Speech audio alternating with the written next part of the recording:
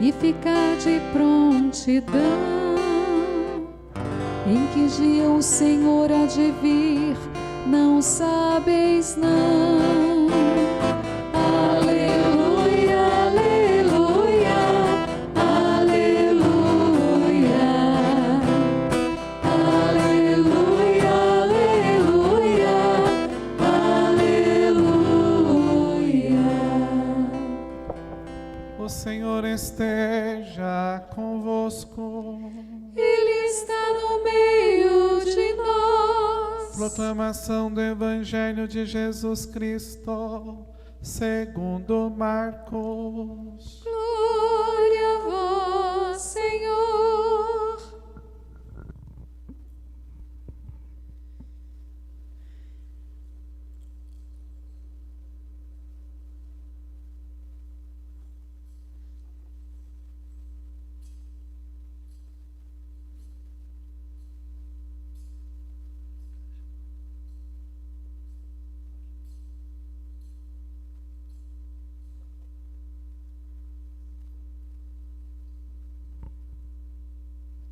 Naquele tempo, Jesus disse a seus discípulos: naqueles dias, depois da grande tribulação, o sol vai se escurecer, e a lua não brilhará mais, e as estrelas começarão a cair do céu, e as forças do céu serão abaladas. Então, vereis o Filho do Homem vindo nas nuvens, com grande poder e glória. Ele enviará os anjos dos quatro cantos da terra e unirá os eleitos de Deus, de uma extremidade à outra da terra. Aprendei, pois, da figueira esta parábola. Quando os seus ramos ficam verdes e as folhas começam a brotar, sabeis que o verão está perto. Assim também, quando virdes acontecer essas coisas, ficais sabendo que o Filho do Homem está próximo, às portas. Em verdade vos digo, essa geração não passará até que tudo isso aconteça. O céu e a terra passarão, mas as minhas palavras não passarão. Quanto àquele dia e hora, ninguém sabe, nem os anjos do céu, nem o Filho, mas somente o Pai. Palavra da salvação. Glória a vós, Senhor. Deixa a luz do céu entrar. Deixa a luz do céu entrar.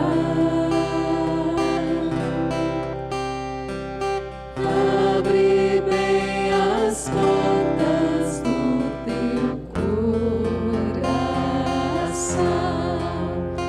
e deixa a luz do céu entrar. Queridos irmãos e irmãs, já estamos praticamente nos aproximando do final desse tempo litúrgico, 34 semanas. Domingo que vem já é a solenidade de Cristo, Rei do Universo, encerrando o ano, e dia 27 já começa o Advento, um outro ano litúrgico, já nos introduzindo para o Santo Natal. E a gente fecha esse ciclo, começando na expectativa do nascimento de Cristo, e já encaminhando para Ele como Senhor e Rei do Universo. Hoje a temática já nos prepara para as que virão, os 4 domingos seguintes que virão, que é justamente a respeito dessa escatologia, ou mais precisamente da parousia. Escatologia significa o estudo dessas últimas coisas que vão acontecer conosco, morte, juízo, inferno e paraíso. E a parousia é justamente essa manifestação, a segunda vinda de nosso Senhor Jesus Cristo. Então, entrando dentro da liturgia de forma específica, a gente pode começar com a primeira leitura. E para a gente entender aqui o que o profeta Daniel deseja, é bom a gente entrar um pouco no contexto histórico.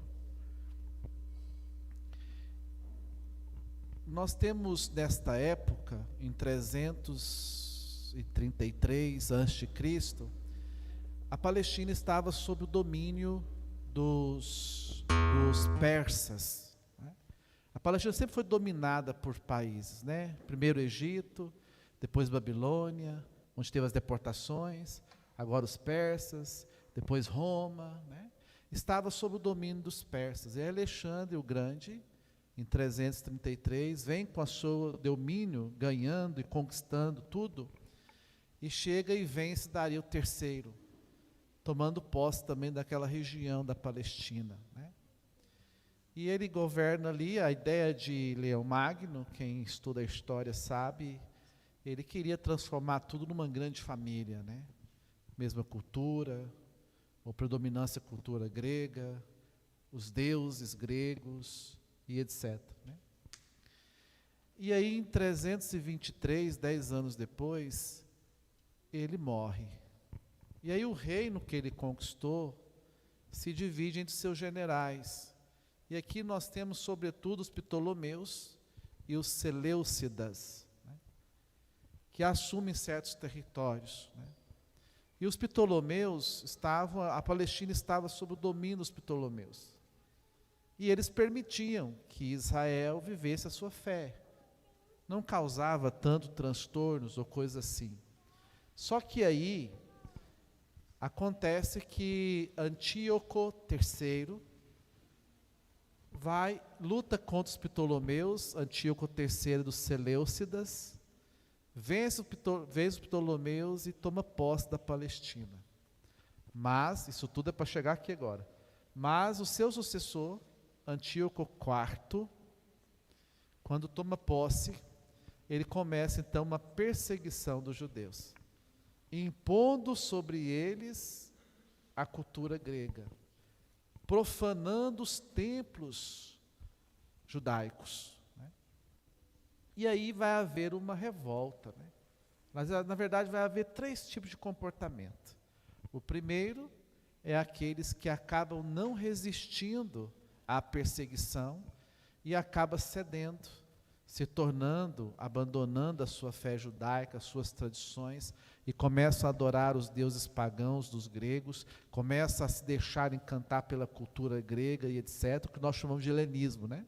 Essa dominação grega não foi a dominação só de exército, foi a dominação de cultura, né? Então dominou, né, esse período.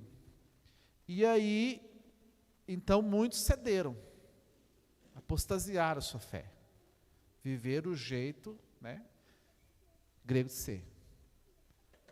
E adoravam vários deuses, vocês conhecem os deuses gregos e outros pagãos ali que dão convívio. Houve também um segundo grupo que começou a se revoltar e protestava, mas ia para a literatura, escrevendo coisas contra, né, realçando o povo, etc. Vai haver um terceiro grupo, conhecido como, jamais ali o século II, a insurreição macabeia. Ali, se você quiser curiosidade, pode ler o livro de Macabeus, da Bíblia. Macabeus começa com Simão, que vê o cara profanando o templo, e ele vai lá e mata o cara. E aí agora tudo ou nada, ele sai então para defender Yahvé e o culto judaico. E começa aí vai passando para os seus filhos e etc., né? Mas por que eu disse isso tudo? Porque é esse período que surge o profeta Daniel. É esse contexto que ele surge. E ele, como bom judeu, olhando o seu povo sendo perseguido, e olhando muitos debandando na fé e na tradição, então ele escreve, né, como voz de Deus, o autor escreve o livro de Daniel. Coloca aí um anônimo, Daniel, às vezes loca ele para o templo da Babilônia, mostrando a fidelidade de Deus com aquele que é fiel. Feito o contexto, a gente pode ir para o texto. Lá diz assim: eis que vai se levantar Miguel. Miguel é um espírito angélico, que na cultura judaica é aquele que defende as coisas de Deus. Não é? Então ele diz que Miguel vai se levantar e vai defender aqueles cujos nomes estão no livro da vida, ou no livro do Senhor. Mostrando que nesse tempo de tribulação, ele vai surgir e vai defender, vencer todo o mal por aqueles que são fiéis ao Senhor. E disse mais ainda: se aqueles que já morreram irão brilhar como estrelas no céu. Então aqui você, entendendo o contexto e o texto, você vai perceber então que ele está escrevendo para os seus, dizendo: olha, confia em Deus, Deus mandará defensor, né? Deus recompensará os que são fiéis, né? Guarda aqui por enquanto, vamos para o Evangelho. O Evangelho foi tirado do chamado discurso escatológico, e o gênero literário usado é a linguagem apocalíptica, que é essa linguagem criptografada, digamos assim, mas que esconde através desses grandes sinais, símbolos, catástrofe, uma verdade teológica. E quando a gente lê, a gente às vezes lê de uma forma ipsiliter. Nossa, meu Deus, final dos tempos, o sol vai escurecer, a lua vai cair, as estrelas vão cair, meu Deus do céu, fim dos tempos, né? Pode até ser que aconteça, mas essa não é a ideia central, não é? Essa não é a ideia central. A ideia central é aqui para dizer, né, que o Senhor voltará glorioso e vencedor do mal. Aí você pega a cultura que emerge ali pagã, que adoravam o sol, presta atenção, que adoravam a lua, né, o deus sol, o deus Hélios, né, e o deus da lua Selene. E aqui, colocado na boca de Jesus, Marcos ressalta que na grande tribulação, o sol, olha o lado da idolatria, eles adoravam o sol vai escurecer, a lua vai perder o brilho, as estrelas vão cair, vai haver um grande estrondo no céu, tchan, tchan, tchan. Lá vem ele, com poder e glória, o Filho do Homem entre as nuvens. Entenderam? Não necessariamente a ênfase não é o céu se desmanchando, a ênfase é o Senhor chegando, é o Senhor chegando.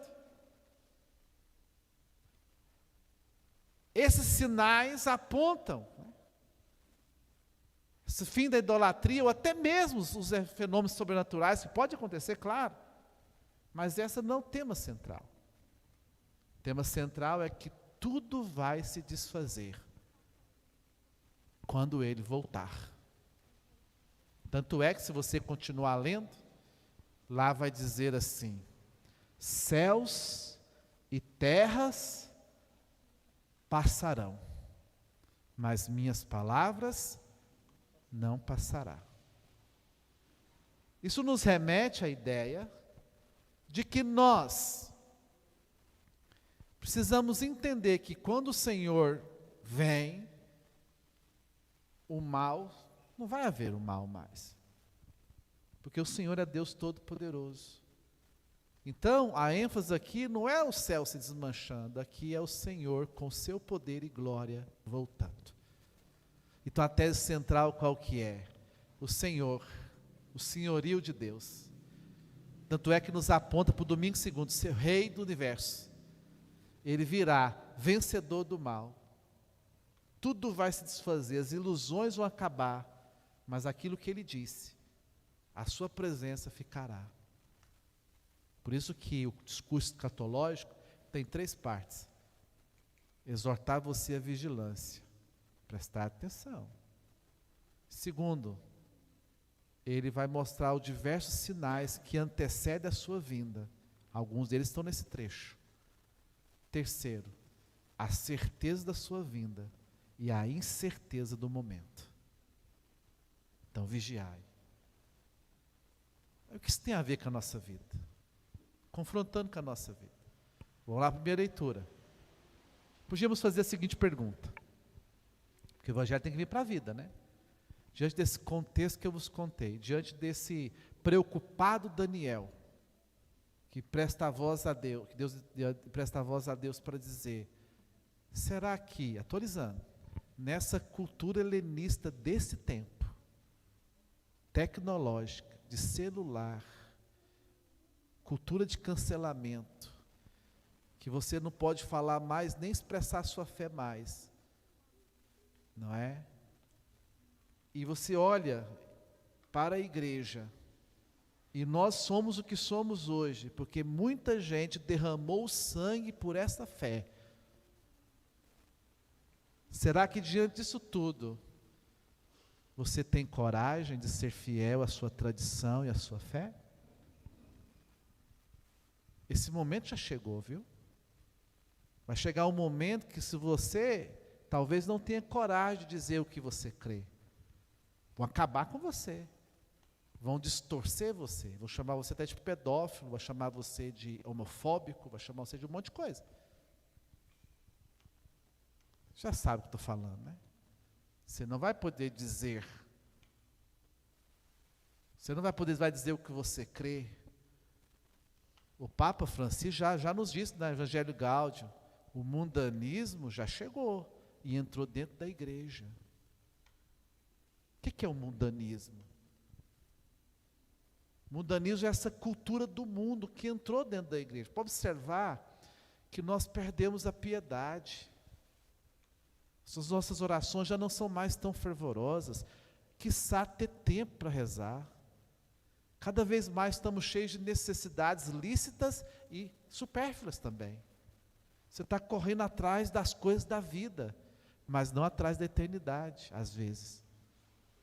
Porque a cultura nos envolveu. Quando